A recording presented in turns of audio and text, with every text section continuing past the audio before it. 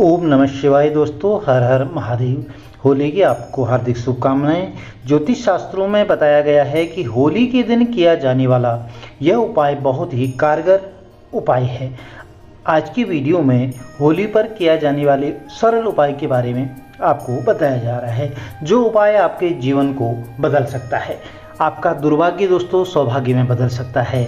आपकी व आपके कुटुंब की परेशानियां आसानी से दूर हो सकती हैं। दोस्तों, प्राचीन समय से ही पिता पुत्र का रिश्ता बहुत ही पवित्र और बड़ा माना जाता है। जहां पिता अपनी सारी जिम्मेदारियों को पुत्र को सौंप देता है, तब से ही यह परंपरा चली आ रही है। लेकिन प्राचीन काल में असुर राजा हिरण्यकश्यप ने अपने पुत्र भक्त प्रहलाद को होली में जलाने के लिए होलिका को आदेश दिया था।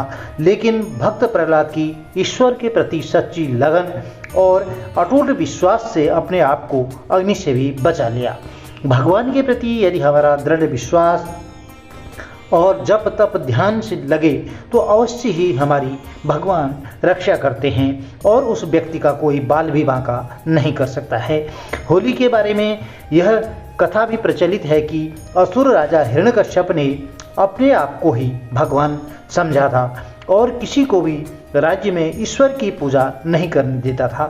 उसने यह फरमान जारी किया था कि कोई भी उसके अलावा किसी अन्य देवी देवता की पूजा करे तो उसे मृत्युदंड दिया जाएगा। परंतु असुर राजा हिरण्यकश्यप का पुत्र भक्त प्रहलाद, जो कि श्री हरि विष्णु भगवान की पूजा और आराधना किया करता था, उसकी भगवान के प्रति इतनी ज़्यादा आस्था थी कि बार बार मना करने के बाद भी वह श्री हरि विष्णु भगवान की पूजा करता था। परंतु असुर राजा हिरण्यकश्यप यह सब सहन नहीं कर सका। उसने होलिका की मदद से भक्त प्रहलाद को मारने की योजना बनाई। परंतु ईश्वर की लीला दोस्तों बहुत ही अपरंपार है। हिरण्यकश्यप ने होलिका को भक्त प्रहलाद को अपनी गोद में लेकर अग्नि में बैठने का आदेश दिया था। होलिका माता को यह वरदान प्राप्त था कि उसे अग्नि भी नहीं जला सकती थी। तो विधि का विधान तो कुछ हो और ही था कि उस दिन होलिका अग्नि में जल गई और भक्त प्रहलाद को ईश्वर ने बचा लिया। तब से ही होली का त्यौहार मनाया जाता है। होली के पर्व को इसीलिए बुराई पर अच्छाई के प्रतीक के रूप में भी माना जाता है। यह एक ऐसा पर्व है दोस्तों, लोग इस दिन आपस में सामाजिक मतभेद को भुला करके एक दूसरे के गले मिलते हैं और अपनी खुशियां एक दूसरे से बांटते हैं। यह एक समाज में बहुत ही पॉजिटिव संकेत है। इस दिन होली में हर प्रकार की नेगेटिव एनर्जी को समाप्त करने की ताकत होती है। होलिका की अग्नि को बहुत ही पवित्र माना जाता है।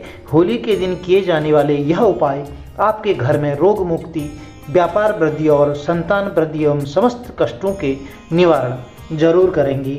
बस आपके मन में निस्वार्थ भक्त प्रहलाद की तरह ईश्वर के प्रति आस्था होनी चाहिए, लेकिन कर्म आपको अपना करते रहना चाहिए। दोस्तों, जो भी टोने टोटके उपाय किए जाते हैं, ज़्यादातर उन्हें गोपनीय ही रखा जाता है, जिससे उनका प्रभाव बना रहता है। यदि आपकी कुंडली में ग्रह दोष हैं और आपको पता नहीं चल पा रहा है, राहु केतु शनि मंगल आदि से संबंधित प्रॉब्लम्स हैं आपको, और आप चाहते हैं कि आपको ग्रह दोषों से छुटकारा मिल जाए, तो आपको होली की राख को अपने घर में ले आना है और उसे सोमवार के दिन पानी में घोलकर भगवान शिव का अभिषेक करना है और शंकर भगवान से प्रार्थना करनी है कि हे भोले बाबा, आप हमारी समस्या को तत्काल दूर कर दें।